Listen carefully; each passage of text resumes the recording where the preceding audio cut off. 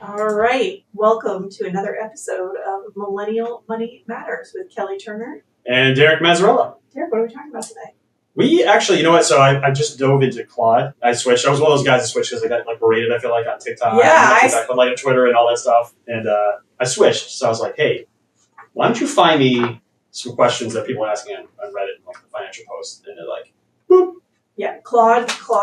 I just dabbled in Claude this week. Same thing, because it's like I've been like bombarded by it. Switch. You're like, all right. I will never go back. No, it's awesome. It creates like all these like artifacts, but it's like these really clean things. Like I had to do the thing for GF. I took 7 years of data for auction items that were like a mess, and like put them all together and made like 6 tabs in 5 minutes. Yeah, it's glorious. Now, can we just quickly, what is Reddit for those who don't know? Reddit is an online forum for people where they ask questions, and a lot of them can be crazy. I don't spend a lot of time on Reddit. I don't know if you do, but it's basically just an open forum where people ask questions and people answer them. I have looked at Reddit because we had this discussion about these questions. What is this? I was a little thrown off by the degenerate nature of some of Reddit, but then I did find some like good stuff on Reddit. Yeah, it's like a, I don't know. It's almost like shopping at Marshalls. Like you got to wade through a lot of crap to find something good. Or it's like the new version of AOL chat rooms. I feel like is what it is. It's like just people talking to people, and you don't know who you're talking to. And well, I mean that's in his mom's basement. But then there's also legitimate people on it. Yeah, I mean that's one of the challenges with this for me. It's like, okay, I've got a financial question, so I'm just going to ask literally everyone who knows nothing about your situation, which means and how do you know which person to listen to? Because some people sound really smart, but they give terrible advice. Yeah, well, it's just like TikTok. So here's the thing. People have asked these questions, and smart people who are not degenerates in their mom's basement are going to be the ones to answer. We're going to answer today. And we've got a special guest today, our producer, Justin. I'm just a guest? Well, special guest, I said. Special. I'm not a guest. I'm always here. I know, but you're never on. This is only your second episode being on. True. I will say I only use Reddit. I don't avidly use Reddit, but sometimes I'll watch YouTube reviews of like, am I the a-hole? Threads. Oh, yeah. That stuff's great. Those are funny. Yeah. Whether it's real or not, I don't know, but it's entertaining. All right, so we've challenged Justin with sifting through the questions we have and picking the best one. So if the questions suck, then from the Gen Z perspective. Yeah. All right. I just had first question. What's the right amount to spend on a car? What's the right amount? Well, Kelly just bought a car. I did. It's $1 million. It was not the right amount to spend on a car. It made sense. What'd you buy? I bought a Rivian. Okay. I bought a Rivian, all electric Rivian.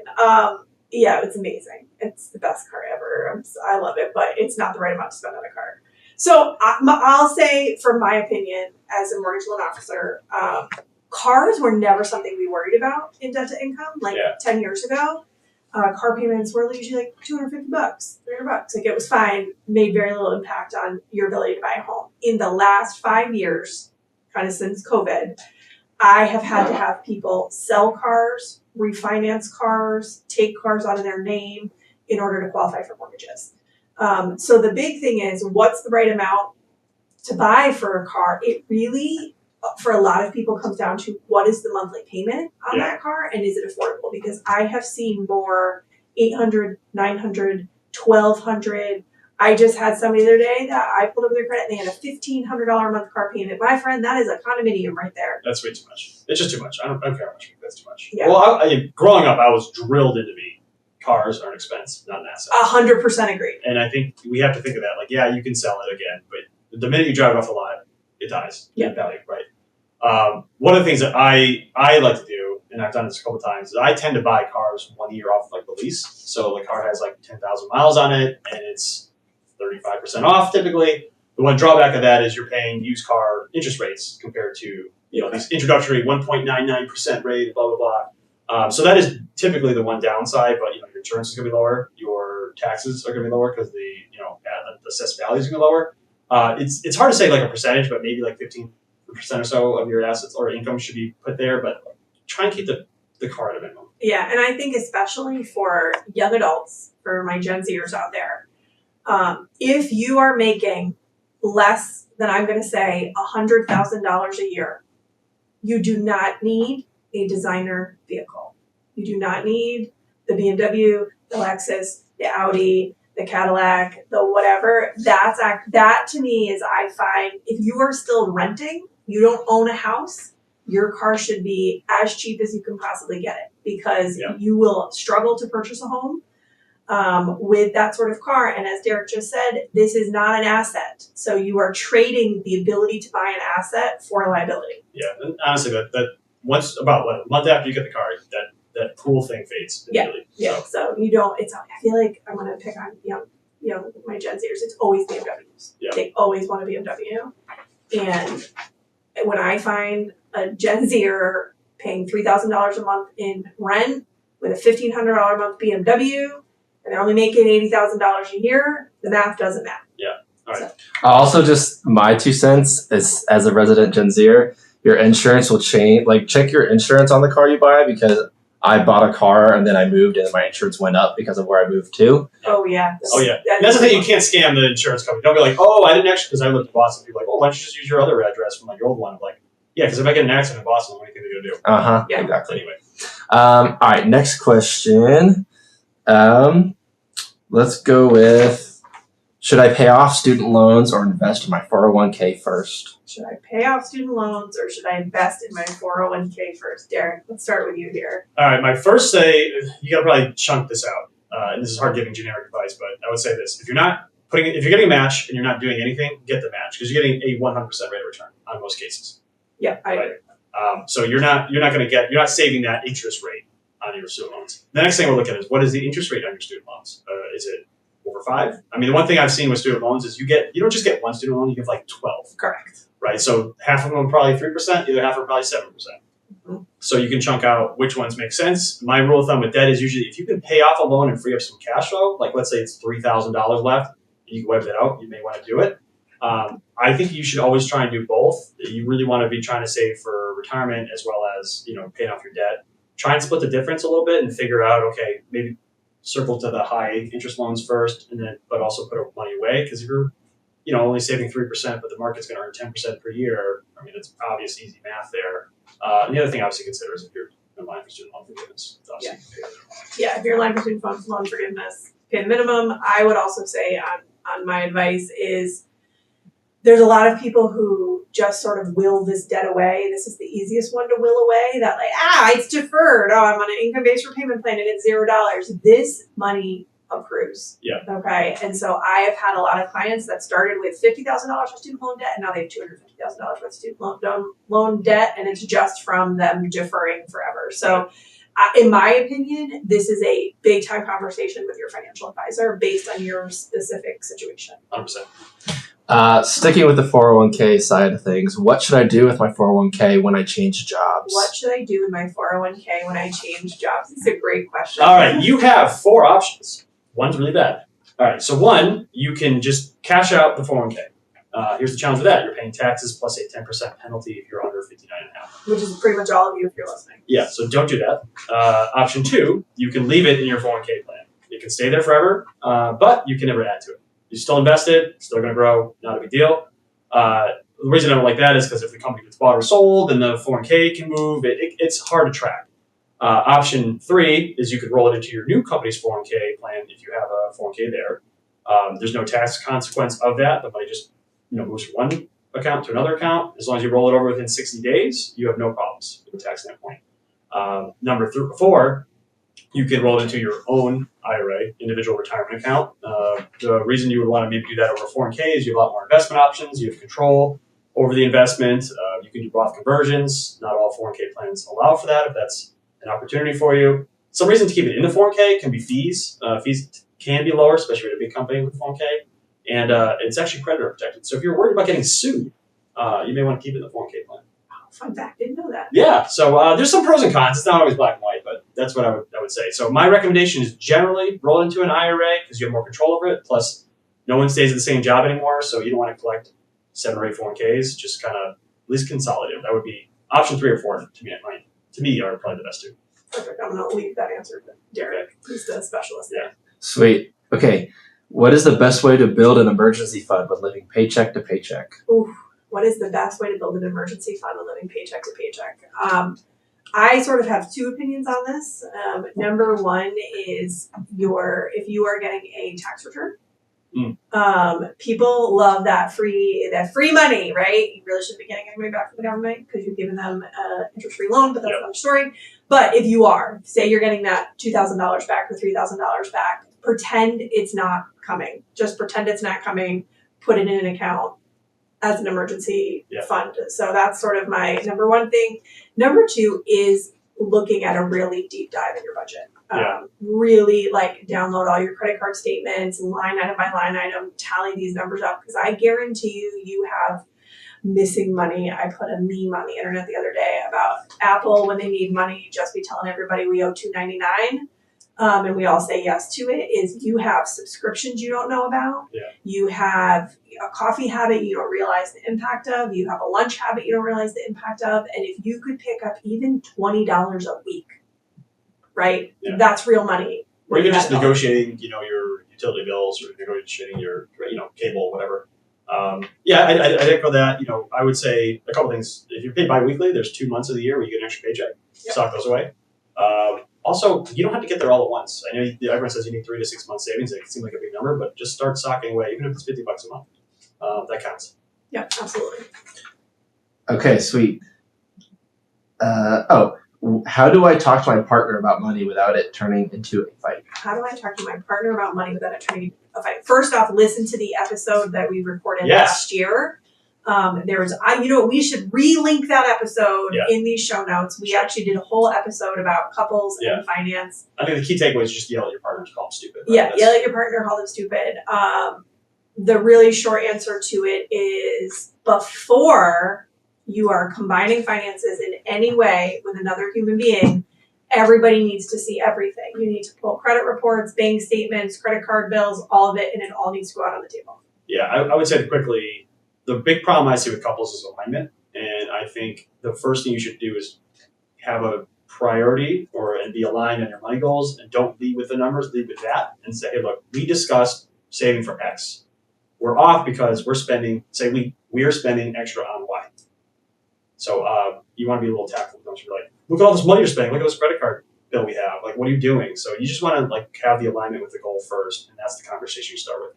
Yeah, and also just know that you could love somebody a whole lot, and they can ruin your life financially. Also, I've been blamed many times by couples. So if you have a financial planner, blame the financial planner. Oh, Derek says we have to do this. Trust me, I'm the bad guy. Maybe you're the bad guy. I don't care. You're totally fine with that. Yeah. Speaking of that, what does a financial planner actually do, and do I even need one? Ooh. What do we actually do? Yeah, what do you do? What is it to do here, Bill? I asked this question when I was a young millennial. What are these are for rich people. Yeah, I don't want to give a whole 3-minute commercial here. But it's more than people. I think the common thing people think is oh, I'm going to give you money and you're going to invest it for me. I think that's what we used to be. We've really kind of expanded.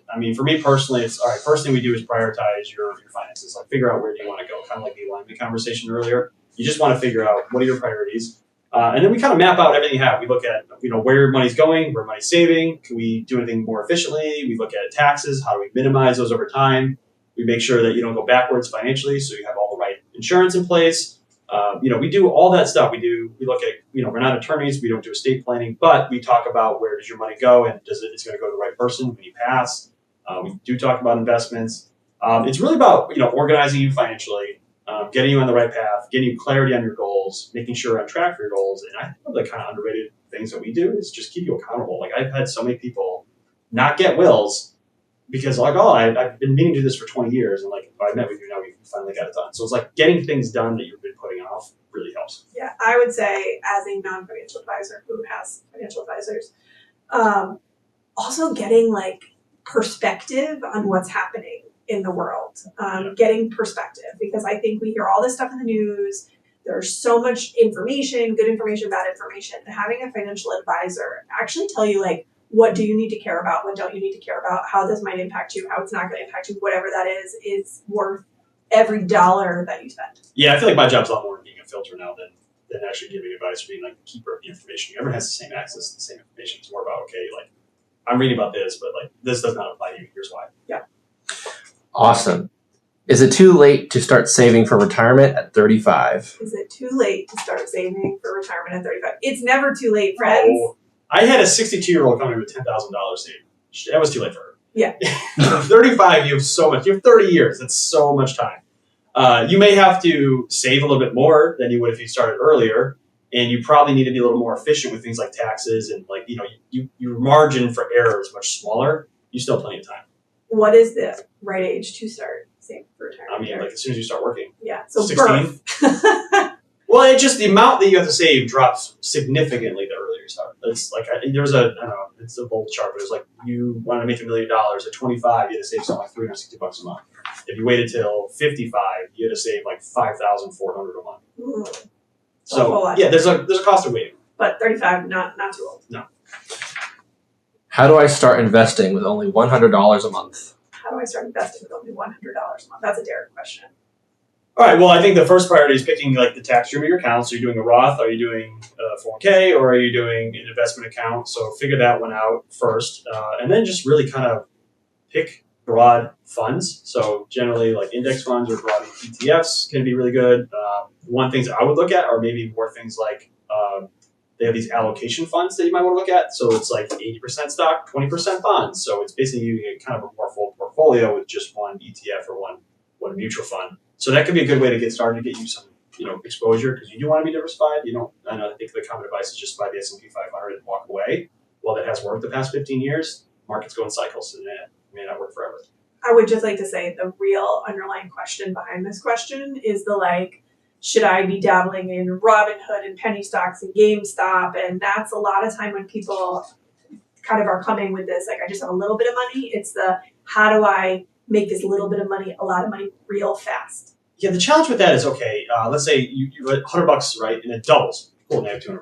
It's not going to change your world. So it's not worth being overly aggressive at that age stage. Like, to me, I'm going to invest in individual stocks or try and hit a couple of runs. That should be a smaller part of your overall portfolio. So out of the 100, maybe $15 goes into that kind of thing. But at that dollar amount, you're not gonna retire on it. No, well, and I tell people about like Robinhood. I would like gambling. That's really what you're doing there. This is legalized. I'm at the casino. Yeah. And I put everything on black. Right. Is that a firm financial strategy? No. Do sometimes people win? Yes. Yeah. And so it's kind of balancing those pieces. Well, I mean, look at even Amazon. Over the years, when they first started, they had 90% drawdowns multiple times. So, like, you put $100 in now, it's worth 10. You're like, oh, this is cool. I'm going to stick with it. I mean, the problem is our psychology is just it's so challenging. Like, I saw a stat the other day. It was basically the last 5 years, 43% of individual stocks lost money over that 5-year span. 2% of ETFs did. Wow. Multiple accounts. So, like, that's the power of being a little bit more diversified. All right. Is it smart to invest in real estate or just stick with index funds? Is it smart to invest in real estate? Another episode we can link to. Yeah, we do have an episode on this.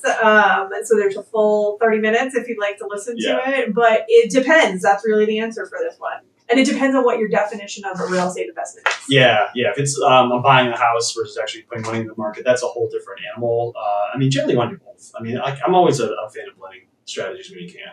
Yeah, and real estate investing can be you purchasing real estate, or it can be you investing in stocks and accounts that interact with real estate. Correct. It's not one or the other. Right. So investing, and I will also just give me the small whatever, investing in real estate, if you're investing in actual real estate that you're going to own, has its own stressors and things like that it's a job and you need to be prepared for it. There's a whole episode on that as well. Right. I just had the one I was going to ask. Is it worth buying a home right now with these interest rates? Well, this is Kelly question. Is it worth buying a home right now with these interest rates? Yes, if it makes sense for you and your situation. So truthfully, again, historically, these interest rates are low. I know it's really hard for people to grasp that with where interest rates were, what they look like now. The big issue is actually not interest rates, it's the cost of the homes. That's the real difference for people. It's not that the interest rate is 6.5%, it's that the $200,000 house is now $400,000. So you're paying more interest on more money. But rent is also at historic highs, and rent gets you nothing. Are there times when you should rent? Absolutely. Mm-hmm. There are times when renting is very much the appropriate decision. But if, say, you've been living in the same rental for 5 years, you're in the town that you want to be in, you have no plans on moving, you have the ability to purchase a home, yes, owning your own home makes sense 100% in those scenarios. You're probably actually going to pay less on a monthly basis, and part of that monthly payment you're going to keep in the long run in equity. So Yeah. it makes sense. One thing I would say is that I feel like I stole this phrase from someone else, but you marry the home, you date the mortgage. Oh, right? that's like the cheesiest. Cheesy, realistic yeah, thing. yeah, but like It's called date the rate. date the rate, yeah. So I Very mean, the rate nice. you can always refinance. Yep. So 100%. the rate is important, but it's not the primary thing. Yeah, it's really about monthly payment for most people. It's does the monthly payment make sense Yep. for you? So yeah, even if the rate feels high, you got to look at the whole scenario. Sweet. How do I negotiate my salary? I've never done it before. Ooh, how to negotiate my salary. So I can talk about this because I used to teach a class. I can't because I've never had a real job. Oh, there I've you never go. had a salary. I don't know. I have no idea how to do any of this. I would just say, give me more money, please. When I worked at the University of Hartford way back in the day, I met with seniors regularly to have these conversations. I think the big thing is never show your hand. So that's first off. Don't be the first to show a number. Don't be the first to show a number. Let them come to you. If they really won't do that, you want to really have done your research on what the appropriate salary is for this position. I will also say, this is going to sound bad, but I hope you go with me on this one. If you're a woman, talk to a guy about this, because men tend to come in with higher salary requests almost like 80% of the time. Women come in apologetically, like, oh, can I get this much money? Yeah. And guys like, yo, I want this much.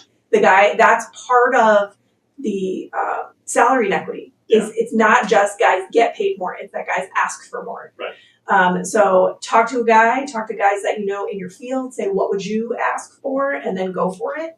But it really, you do have to do a lot of research. You can't just guess. A lot of people be like, oh, well, I make 80 now, so I want 100. That's not how it works. Yeah, I mean, I have negotiated a few things in my day, so I think I would say a couple things. There's a couple strategies. Show your value, right? Like, I think if you just say, hey, give me more money because I have more expenses, like, that is not going to fly. But if you go in there and say, hey, look, I've done XYZ, I've added XYZ value, boom, boom, boom, you have some stats to back it up, that's always helpful. If they're not going to throw a number at you, throw a range at them and make it a little higher than you think it should be. Because if the range kind of gives them an idea of like maybe where you are, high or low, or you can always anchor with a really high number. Yeah, and just say, go for it. I also would say this is for negotiating new jobs versus jobs you're in right now. Remember, and we talked about this in an episode, but your benefits package is part of your money. So if you can't negotiate the salary, attempt to negotiate your benefits package. Yeah, a time off or 401k, better health insurance, whatever it might be, negotiate your benefits package because that's real dollars too. Yeah. Sweet. I have $30,000 in credit card debt. Where do I even start? Oh, this is okay. Number one, there's an episode on credit. So yeah, go back. I'm so proud of us. We've covered so many of these things. Yeah, okay. Right. I have $30,000 in credit card debt. Where do I start? There is a lot of different viewpoints on this. Okay, so a couple of things to know about when you are trying to battle credit card debt. Number one, you are not going to close cards. Okay, that's my first piece of advice for you. Do not close those cards as you pay that debt off. That's everybody's inclination. Like, oh, I paid it off, I'm just going to close it. Every time you close that card, you are lowering your credit score. We do not want to lower your credit score while we were doing this. Number two, from a credit standpoint, you do want to look at cards that you have maxed out. Okay, so if you have a card that is a $1,000 limit and you are at $1,000 for a balance, that is one that you want to tackle because that is also very negatively hurting your credit score. Mm-hmm. Why do we care about credit score when we're talking about credit and debt? Because the worse your credit score is, the higher your interest rates are on your cards. Yep. Okay, when they renegotiate rate, you're going to get a higher one because your credit score stinks. So you want to think about that. Now, there is a theory called debt snowballing. It is from Dave Ramsey. Dave Ramsey is not my favorite person on a lot of capacities, but debt snowballing can be a very effective method to reduce credit card debt. So that is where you list all of your debts. You list them by the largest balance to the smallest balance. You pay the minimum payment from largest to smallest until you get to the one at the bottom. Whatever the smallest balance is, you're going to throw the most amount of money that you can at that card because your goal is to pay it off in full. Once, say that's got a $35 a month payment, once you pay that one off, you're going to take that $35 and you're going to add it to the next smallest one. You're going to throw everything you can at that card. You're going to try to pay it off, and you are snowballing. You're rolling that added payment up the line to get to the biggest debt. That can be really effective. There are also, again, we talk about Claude. There are also tools that you can use. You can kind of give some AI tools all of your debt and say, what's the fastest way I can pay this off? How much do I need a month? You do have to know, though, that paying minimum balances, you will never pay these cards off. No chance. So I'm going to echo the Dave Ramsey thing. Actually, that's probably my favorite thing that he It's my one thing that he likes. That I like. The other option you can look into, and I've had some success with clients, is some credit cards will offer an introductory 0% rate. So you can do what's called a balance transfer. Typically you have to pay a few $100s to balance that money over. But if you're going from a 22%, 25% credit card rate, and then shifting it over to a 0 credit card rate for 12 months or so, that can be a huge advantage for you to really kind of cap at least the interest growing for you on your credit card. It's probably not the best thing exactly for a credit score. No, it's not. It's not, but it can be a means to an end. The one thing you have to do when you do that is say you're going to balance transfer and it's $10,000. You have to have a plan to pay that card off in full by the end of that 12 months. Yeah, then it gets out of control. So you got to figure out, I owe this much money, I need to divide it by this much a month, I need to pay this amount, and then it will be gone. If you're because I do have clients sometimes that are in the balance transfer role where they just keep transferring, the money keeps growing. The other thing I would tell you, if you got yourself into $30,000 worth of credit card debt, before you really do it back to the budget, you need to do a deep dive in how you ended up there. Was it an emergency? Okay, cool. Emergencies happen. That's what credit's for. But you also need to then simultaneously be building an emergency fund so this doesn't happen next time. Was it poor spending habits? That's something that you got to take a look at, because the worst case scenario for me is when somebody gets this under control and then 5 years later they're back in the same situation. Yeah, you need to tackle behavior first. And one other thing I may throw out there too is home equity lines of credit. So if you have a home and you have $30,000 in credit card debt, I'd rather have $30,000 of home equity line credit debt, because you're paying 5, 6, 7% depending on what the rate is versus 22, 25, 30. Absolutely. And you can contact me for that. Thank you very much. Wow. All right, we'll do a couple more. How do I start a budget? I've tried and always fail. How do I start a budget? Well, the first thing in starting a budget is knowing where you're currently spending your money. Can I tackle this one? Yeah. All right, I'm gonna take a step back here. Not everyone needs a budget. I know it's probably controversial. I think the biggest thing is people don't know if they're on track for stuff or not. So I think the first thing you really need to do is figure out, what are my priorities? Am I on track for them? If you are, great, don't worry about it. If you're not on track, then you need to figure out, okay, is it because I'm spending too much money and have no cash flow? Because typically the behavior of most people is, I have a paycheck, I spend my money, and then if I have anything left, I save it.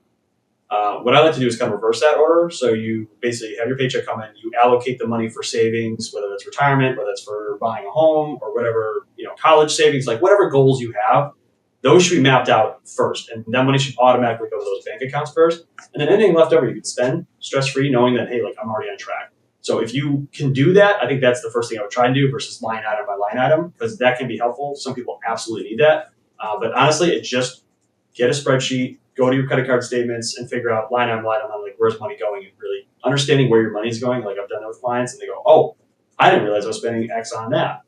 So I'm sorry, I kind of cut you off. No, it's good though. But I will go back to what I mentioned before. Subscriptions are currently the bane of the millennial existence. Yeah. I was looking at clients, these are like normal people who spend normal things, and they spend $400 a month on subscriptions and had no idea. I don't know how that happens. Okay. No, but if you think about it, they had Hulu, Netflix, they had like an Apple, they each pay $10 a month for Apple Cloud storage, they each pay for Audible, they each pay for Spotify. That stuff adds up, and that is like disappearing missing money for people, is all those subscriptions.